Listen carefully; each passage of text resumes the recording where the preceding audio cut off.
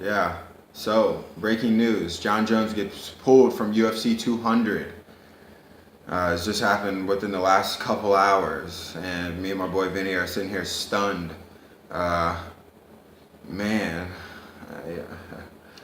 Okay. The funny thing is, like, we were watching videos this whole week, like, excited for this card. To be honest, like, Jon Jones to me is the GOAT, the greatest fighter of all time. Really. He's 21-0. Second that. And there's nothing more to say other than, like, and then all this stuff happened. Jon Jones, he got busted for cocaine. He was sniffing cocaine, like, 3 weeks before beating Cormier the first time. He ran into he had a drunk driving incident, I guess, or whatever. Right. He had a car accident, running into a pregnant woman. Right.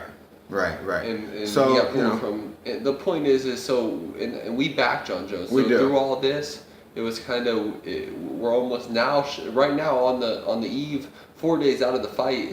There's literally this doesn't really happen 4 days out. Right. Like the biggest event when in the history. Conor McGregor Nate Diaz fight happened, that was 9 days out that Nate Diaz switch for Rafael dos Anjos. So this whole 4 days out, it's a little strange. And then of course, like I said, we were backing Jon Jones heavy.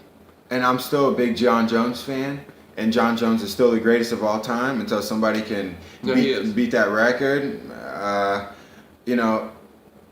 It's so crazy. I met this man personally on June 21st.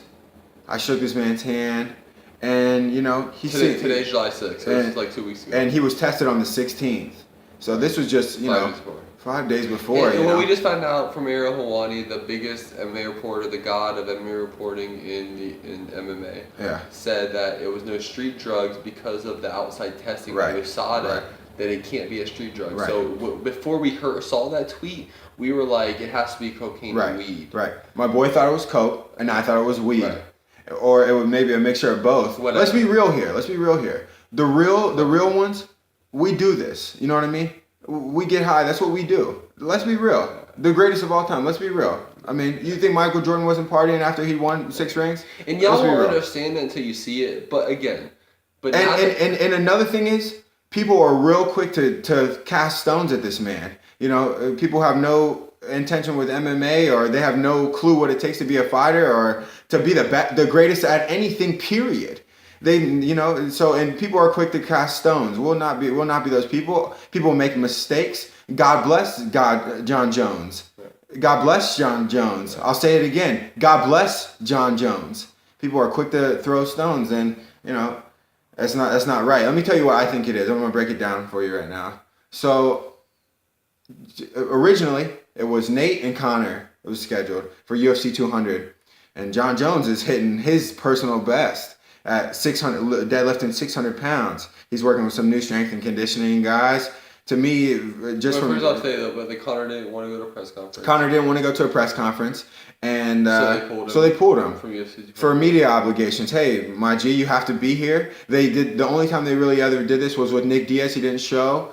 And they're like, hey, if you don't play by our game, then you're going to get pulled. So whatever. The next best UFC 200 main event was Jon Jones. Cormier rematch. So, and then he went to this weightlifting gym, and that's what you were saying. He was been doing this big strength and conditioning program. He hadn't returned to Greg Jackson's gym yet. He felt maybe ashamed. That's what Ariel Helwani and those guys said. We're connecting these dots right now. So what I think it was, he did get, kind of convinced, maybe something happened. I don't want to call it because I don't know what it is yet. But if it was PEDs, maybe these people were influencing him at this new strength and conditioning gym in Albuquerque. They, maybe he felt that they had their best interest, and they were like, it could have been on something where it was like, where he was really trying to improve his strength gains. He might have plateaued, and they've been like, hey, man. And they're not going to test you. Like a week they're not going to test you. And then that random test came out. You're not going to be fighting for at least 4 or 5 months.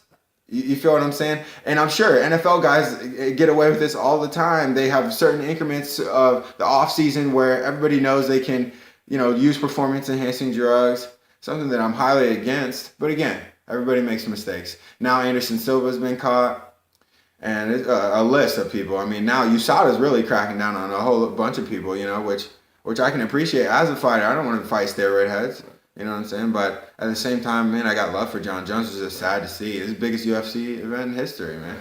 It's crazy. Right. He covered most of it. There's not really much more to say of it. I still got Jon Jones' back. Really? I mean, it's crazy. You know, in like on some psychological shit that we just were watching, we watched a UFC Embedded, and there was this, and it's not even mean much to you when I'm just telling you in the video, and we saw that Jon Jones was in the weightlifting gym, and his homeboy came up and grabbed his hand. And right. And the new UFC champion of the world. And to me, when I watched it, I didn't even tell Cam this when I watched it live, it was corny to me. Like, right. It rubbed him the wrong way. It rubbed him the wrong way. And my guy's a real guy over here. No, but it's hard to explain through video. But like to me, like you just wouldn't do that. It's corny. Unless you were that same dude was like, yo, take this PEDs or whatever. I don't know that moment because I don't do that. He could have. I couldn't. Who knows, man? He could have sabotaged his man. He could have put it in. Like you ain't gonna get tested until the week before. Right, you know, solid dust, and then that test came on June 16th. Mm-hmm. You did that shit on June 10th, June 11th, June 12th. And shit popped up again. And we're gonna make a video because we got to. We're making podcasts out here. We gotta fucking put our word. We gotta put our word out in the fucking universe. And until I hear Jon Jones' voices tomorrow, which I hear he's coming out tomorrow. There's also a Conor McGregor, Nate Diaz press conference tomorrow, which I'm excited for. Wow. Stay tuned. I mean, there isn't much to say. Again, until I hear Jon Jones' voice, and this hurts my heart. So now Brock Lesnar, Mark Hunt is the new main event of the UFC 200, which I don't give a fuck about. It's sad. It's sad. Shit's corny. It's corny. I love Jon Jones. You know, I do believe they were looking for his downfall, but the gods only know understand about that. That's it, yo. Peace and love to Jon Jones. We out here. Until we hear tomorrow, we're gonna have more podcasts. We'll be flooding these streets with podcasts. We're gonna have like 10 more tonight. But we will for sure have a podcast tomorrow after we hear about Jon Jones and all these guys. Peace to the gods.